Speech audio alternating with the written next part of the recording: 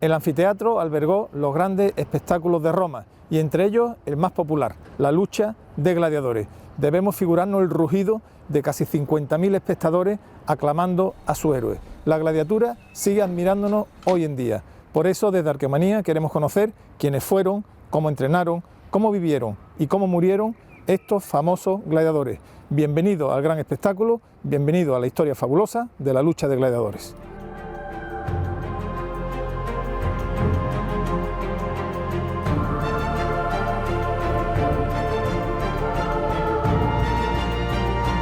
Arqueomanía.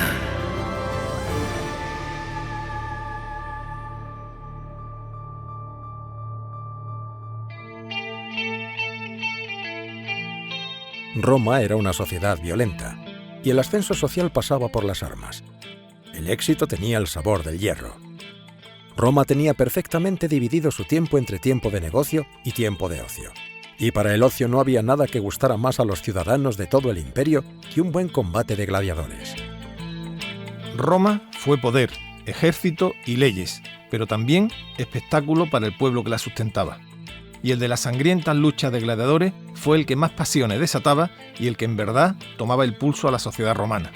Por eso, los poderosos los financiaron para ganar prestigio y popularidad. Los gladiadores no eran el único show de la antigüedad. Había estadios de atletismo, sobre todo en el orbe griego, y carreras de cuadrigas en grandes circos que acogían a decenas de miles de excitados ciudadanos. Los grandes gladiadores y corredores de cuadrigas eran tan célebres como los futbolistas de hoy o los toreros. Las pasiones humanas, exaltadas por la masa, inmortalizarían el recuerdo de la gladiatura. La gloria, el poder, el éxito, pero también el dolor, la derrota y la muerte. Por eso, el corazón de Roma, bombeado por la sangre de 1000 luchadores, latió en su gran coliseo. Bienvenidos al mayor espectáculo del mundo antiguo.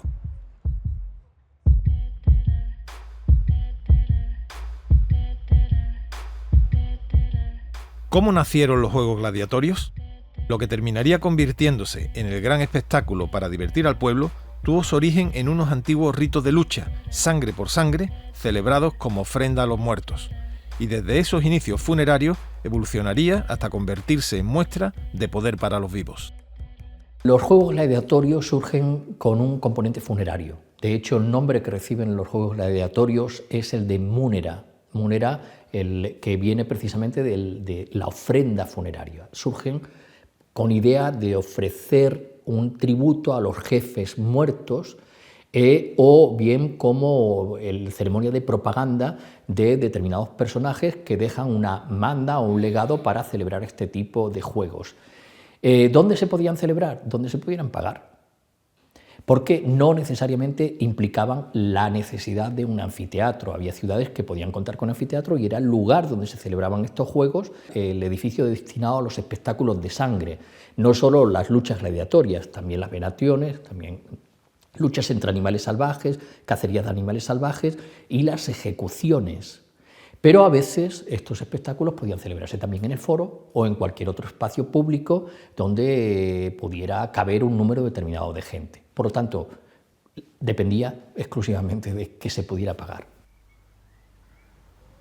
El editor era quien pagaba los juegos gladiatorios. En la gladiatura, aparte de los gladiadores, existían otras figuras fundamentales. Una de ellas era el editor, que era quien financiaba los juegos en busca de reconocimiento y prestigio, y también el lanista, que era el propietario del ludus y por tanto el empresario de estos gladiadores. Antes de estos juegos, con mucha frecuencia, el editor visitaba el ludus para conocer a los gladiadores y sobre todo para fijar el precio, tanto en el arrendamiento del combate como en el caso de muerte que tendría que abonar por cada gladiador fallecido. Este es el Ludus de Pompeya, la escuela de gladiadores más famosa del imperio, después de la de Roma. ¿Qué era un ludus? ¿Cómo funcionaba? El ludus era el lugar donde entrenaban los gladiadores y no era una cárcel, era más bien como una actual ciudad deportiva, que bien podría asemejarse a una actual casa de campo andaluza. Un ludus tenía varias partes, una parte residencial, donde dormían los gladiadores, a veces con su familia, unos servicios comunes, como armería, enfermería y comedor, y una zona de deporte de entrenamiento que vamos a conocer.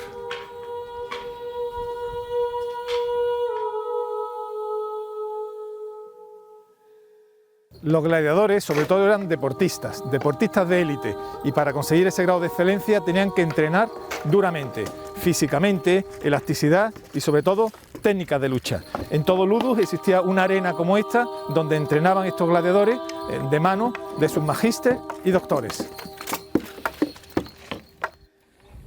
El palus es un ejercicio gladiatorio muy clásico, aparece representado con frecuencia en cerámica y mosaico. Bajo la fiereza del gladiador, sin embargo, late una persona con sus miedos, sus temores, su ira, su ambición. Una persona que sabe que su vida depende de su propia preparación. Por eso nos lo figuramos empeñado, poniendo toda su voluntad en este ejercicio clásico del palus antes de entrar en combate. Un gladiador tenía que tener un nivel físico, de preparación física y de lucha admirable. ¿Cómo lo conseguían? Conocemos muy bien el tipo de entrenamiento que realizaban por Galeno, que fue médico de los gladiadores del sumo sacerdote de Pérgamo. Básicamente el entrenamiento de los gladiadores se dividía en dos partes. La parte del entrenamiento específico con la espada, que consistía en luchar el gladiador contra el palus, que era el método de entrenamiento más normal, o luchar en pareja, un gladiador contra otro gladiador. En el entrenamiento utilizaban espadas de madera para evitar herirse. El otro parte del entrenamiento, aparte del entrenamiento específico del combate, era el entrenamiento de base física, es decir, tenían que estar fuertes en el cuerpo. Entonces, sobre todo eran, según describe Galeno, carreras de velocidad, saltos a pies juntos, como hacían los atletas griegos, lucha de grecorromana, agarrándose, o también pues, pequeños pugilatos, algunos combates de pugilato. Ahora mismo, si vemos una preparación de superdeportistas, sabemos que hay entrenadores físicos, que podría haberlo entonces, pero hay una alimentación, hay un doctor, un médico que los atiende. En los ludus también existían todos esos oficios en paralelo para atender al gladiador.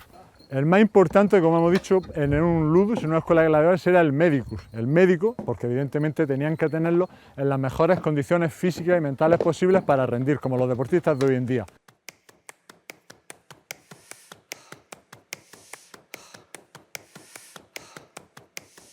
Los gladiadores veteranos, victoriosos en 1000 batallas y que habían logrado sobrevivir pues, a la arena de la gladiatura, regresaban muchas veces a la vida del ludus como magísteres o doctores, como entrenadores de gladiadores. Eran figuras muy respetadas y muy seguidas por sus alumnos.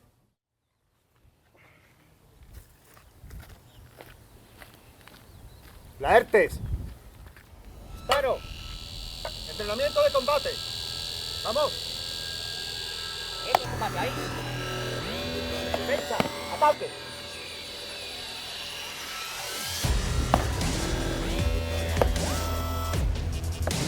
Mantén la distancia.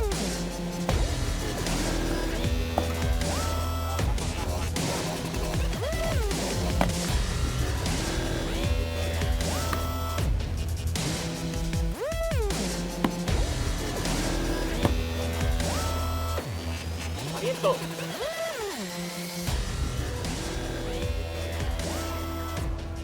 Las controversias sobre la existencia de amazonas en los anfiteatros o de mujeres gladiadoras siguen sin resolverse por completo. Tenemos constancia de que existieron luchas entre gladiadoras. ¿Cómo serían? Hay dos fuentes visuales que son las únicas que representan a mujeres gladiadoras. Un relieve de Halicarnaso y una estatuilla que se encuentra en el Museo de Hamburgo.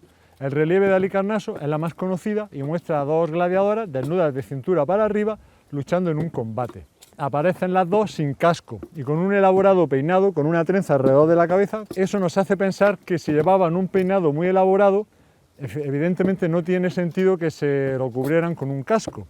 Teniendo también en cuenta que la mayoría de los espectadores eran hombres, evidentemente al ver a dos mujeres desnudas combatiendo, pues tendría un elemento, un componente más erótico que también tendrían en cuenta además del propio combate.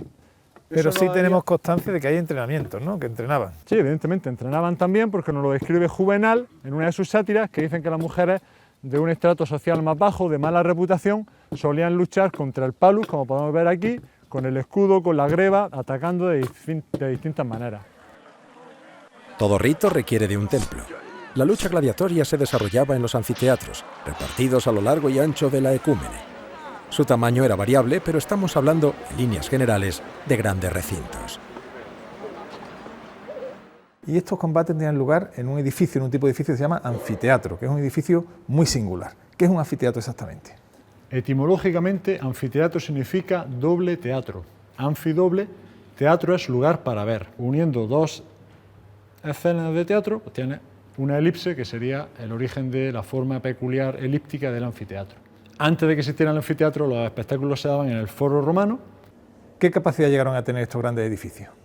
El Coliseo se especula que a partir de 50.000 espectadores sería la cifra, por así decir, más conservadora. Cada espectador pues, podía ocupar entre unos 44 o 45 centímetros sentado.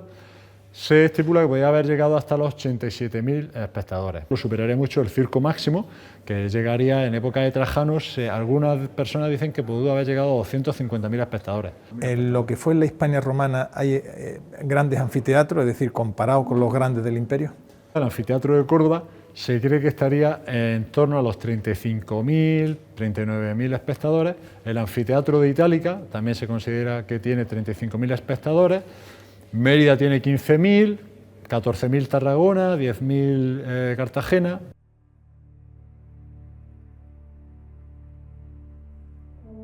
Hispania era un territorio muy importante para Roma, durante la República y durante el Imperio. Sus grandes ciudades poseían anfiteatros monumentales. Tarraco, Itálica, Emérita Augusta o Córdoba son ejemplos de ello. No obstante, la presencia de anfiteatros no significa necesariamente que existieran escuelas de gladiadores, los denominados ludus. Varios investigadores han lanzado la hipótesis de que en Hispania debía haber una escuela de gladiadores. Pero, ¿dónde pudo estar? Y no tuvo que haber muchas escuelas en todo el imperio, habría sitios muy determinados. Sabemos que en Hispania hubo una. ¿Puede ser la de Córdoba? Tenemos referencias a la existencia de un ludus hispanus a través de la epigrafía. En concreto, conocíamos la existencia de un epígrafe alusivo al tabularius o archivero de los ludi galicianus e hispanus que apareció en Tarragona hace unos años. Tradicionalmente se entendió, por tanto, que el ludus estaba allí, pero a raíz de la excavación del anfiteatro de Córdoba y de la relectura del suburbio y la interrelación del anfiteatro con el enorme volumen de inscripciones funerarias de gladiadores encontradas en el entorno, su contenido y lo que dicen, últimamente se empieza a pensar de forma muy firme, y los especialistas parece tener bastante unanimidad sobre ello, que el ludus hispanus pudo haberse ubicado en el entorno del anfiteatro de Córdoba. Las dimensiones del anfiteatro, que han superado todo lo que preveíamos antes de excavarlo. Estamos hablando, claro, de la capital de la Bética, que es la provincia más rica de Occidente. El enorme volumen de inscripciones funerarias, que prácticamente no existen en este número en otro lugar de Occidente, el contenido de esas inscripciones y sobre todo determinados aspectos como el hecho de que una de ellas corresponda no a un gladiador sensu estricto, sino a un entrenador de retiarios, a un entrenador de los gladiadores que luchaban con la red y el tridente, que probablemente fue gladiador en su juventud y que después vivió con los gladiadores y entrenó con ellos en el ludus. Eso es digamos que es un argumento importante para entender que aquí debiera haber una escuela de gladiadores. Córdoba fue una gran urbe romana. El ambiente de sus calles sería parecido al de cualquier ciudad de la península itálica. Era capital de una provincia, la Bética, y eso la convertía en el epicentro de muchas actividades.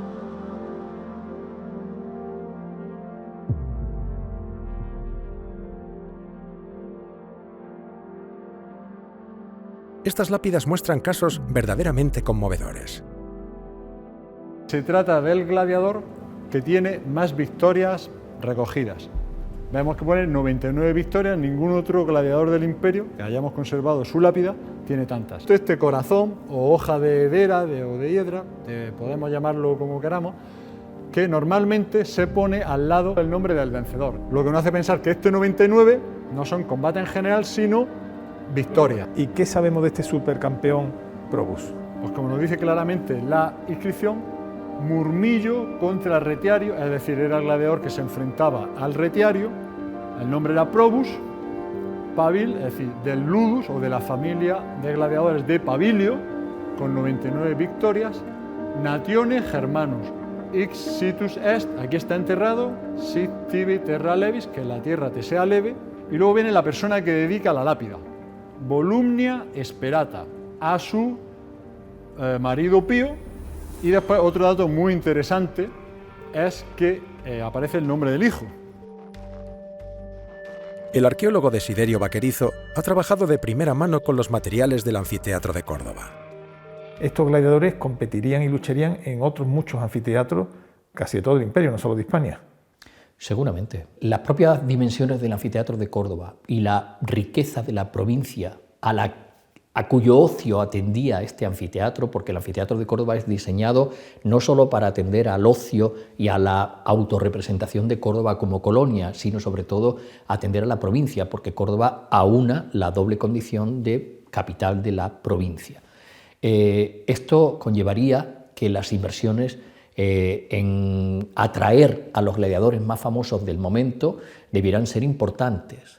Tanto es así que la mayor parte de los gladiadores que tenemos documentados a través de la epigrafía documentan en sus propios epitafios un número importante de victorias previas, lo que indica que habían combatido en otros lugares. La prueba de que estos gladiadores, además, son gente cotizada, atraída de otros lugares del imperio, es que dos de ellos son germanos, dos de ellos son griegos, hay algún itálico, hay algún egipcio, hay otro hispano, etcétera, etcétera. Es decir, gente selecta, probablemente de muchísima fama en su momento, que acude a combatir. Los combates tenían una lógica y una reglamentación que conocemos gracias a las fuentes clásicas.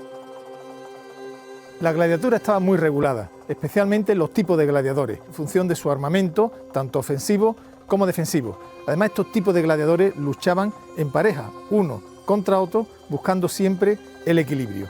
Merece la pena que nos detengamos a conocer estos tipos de gladiadores en función de ese armamento y ese equipamiento.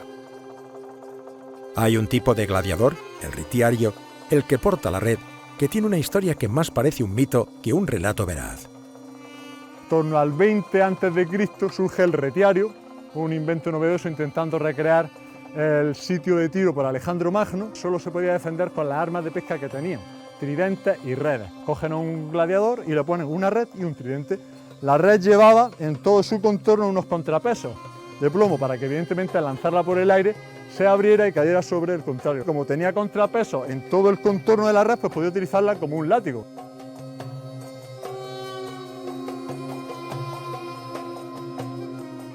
El primero que surge cronológicamente es el murmillo, que se distinguía por un escudo largo que se llamaba scutum y una greba corta. Había una relación entre el scutum y la greba. Los gladiadores que llevaban grebas cortas llevaban un scutum largo para compensar en la defensa, mientras que los gladiadores, como por ejemplo el Tracio, que llevaban grebas altas, utilizaban sin embargo un escudo pequeño. La principal técnica de combate del murmillo, pues como tenía la gran ventaja suya era su enorme protección por el gran escudo, pues era abalanzarse sobre el contrario para intentar avasallarle. La daga era muy corta, o sea que era más fácil, le resultaba más fácil alcanzar al contrario a largo plazo, golpeándole, golpeale con el escudo que realmente que con la daga. El Tracio, su principal técnica defensiva era, como vemos, tenía un escudo más pequeño, más ligero. Evidentemente no era un escudo pensado primordialmente para defenderse, sino para el ataque. Podía hacer la técnica del salto sobre él, como era un escudo que pesaba poco, él podía saltarle y darle por encima con la sica.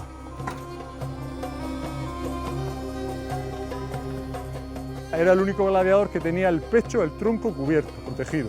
Tenía un escudo intermedio. ¿Por qué se llamaba provocator? Porque provocaba con constantes golpes del escudo, atácale al contrario, con el canto. Oplón era el nombre del escudo redondo de los hoplitas griegos, entonces se adapta y vemos que no es el gran escudo de los redondos de los hoplitas griegos, que tenía 100 centímetros de diámetro, sino mucho más pequeño, adaptado a la lucha gladiatoria. Al igual que el hoplita griego lleva una lanza, conserva esa característica, entonces esta era la principal característica y técnica de combate del hoplita. Intentaba, con tu rival, intenta herirle en los ojos. Vemos cuál era su ventaja, como tenía la lanza tan larga, tú no le podías alcanzar porque tu hoja es más corta que la lanza. Por tanto, era la ventaja de Loplomaco. Loplomaco intentaba ganar el combate sin perder nunca la lanza. El Executor es el último tipo gladiatorio de los principales que surge en torno al año 50 después de Cristo, a mediados del siglo I. Entonces, por eso intentaba acercarse lo máximo posible y el retiro intentaba alejarlo lo máximo posible.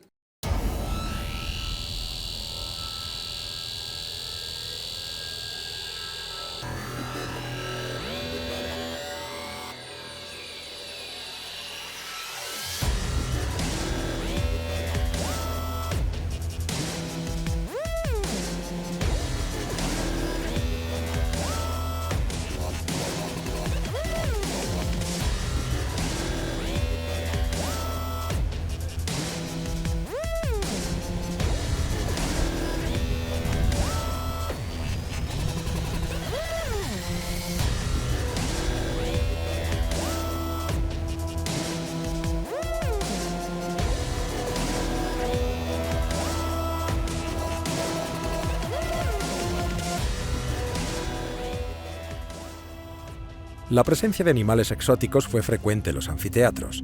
Sabido es que a los cristianos se les echaba a las fieras, ya que rehusaban el combate gladiatorio y en general cualquier forma de violencia. ¿Cómo salían estos animales? ¿Cómo se gestionaba esta mezcla entre personas y bestias? Había un subterráneo debajo de la arena, que se llamaba Hipogeum, que era donde metían los animales pequeños, por así decirlo, leones, leopardos, tigres.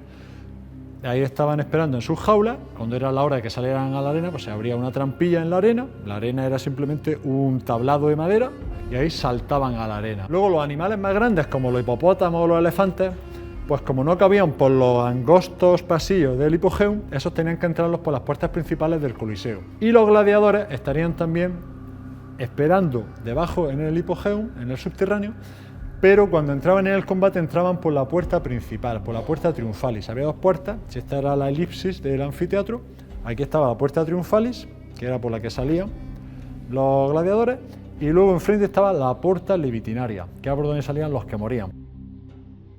El Coliseo de Roma fue un recinto que llegó a incluir batallas navales, las famosas naumaquias. A través de un sistema de compuertas y canales se inundaba la arena del anfiteatro y se producían las batallas. Los gladiadores llegaron a convertirse, al menos algunos de ellos, en el oscuro objeto del deseo de las mujeres romanas.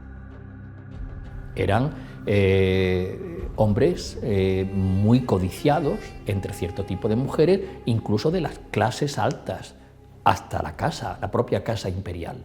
No solamente por sus físicos privilegiados, sino también por la fama y por todo lo que implicaba ese contacto con la muerte y ese sapil añadido que contrae siempre el riesgo, el sudor, de alguna forma ese jugar con la vida, ese ser capaz de vivir en el filo de la navaja.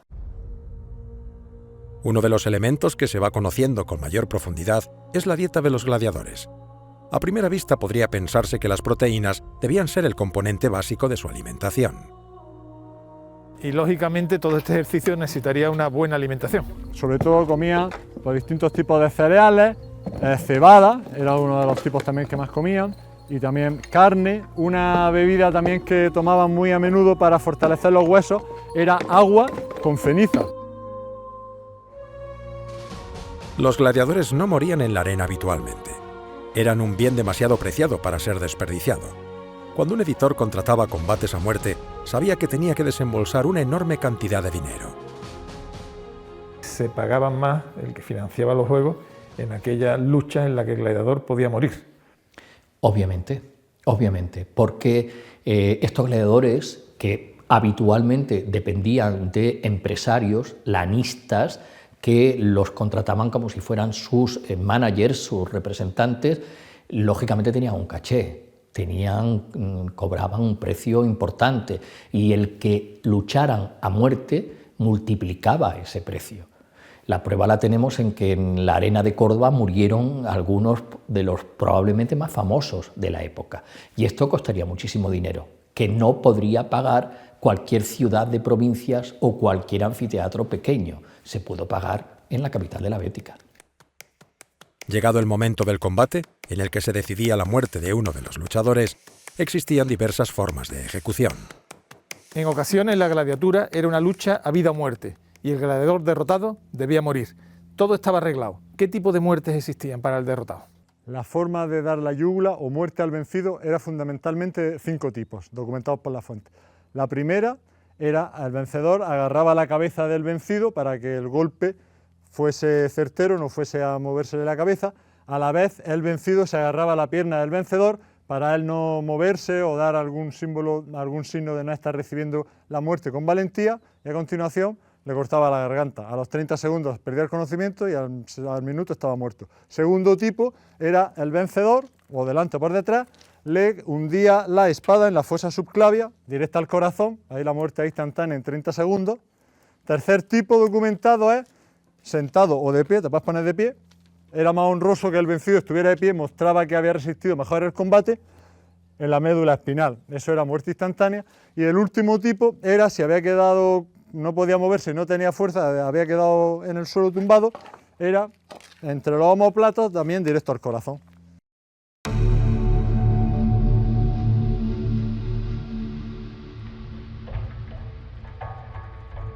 Las fuentes antiguas nos hablan de que duraron bastante, pero empezaron a ser condenados muy pronto por los padres de la Iglesia, por considerarlos una práctica, digamos, pagana y aberrante, en la que lógicamente se perdía la vida. No hay que olvidar además que el anfiteatro se utilizó también para las ejecuciones, y a los cristianos se les ejecutaba en el anfiteatro, echándolos a las bestias, mediante damnationes ad bestias. Finalizamos este programa bajo la escultura de Trajano, porque este gran emperador hispano fue un destacado impulsor de la gladiatura. Y ahora que conocemos mucho mejor la lucha de gladiadores, comprendemos la fascinación que este espectáculo, cruel y salvaje si se quiere, ejerció sobre la Roma de momento. ¿Y por qué digo que comprendemos la fascinación? Pues porque de alguna forma, como la literatura y el cine nos lo demuestra, aún continúa cautivándonos en nuestros días.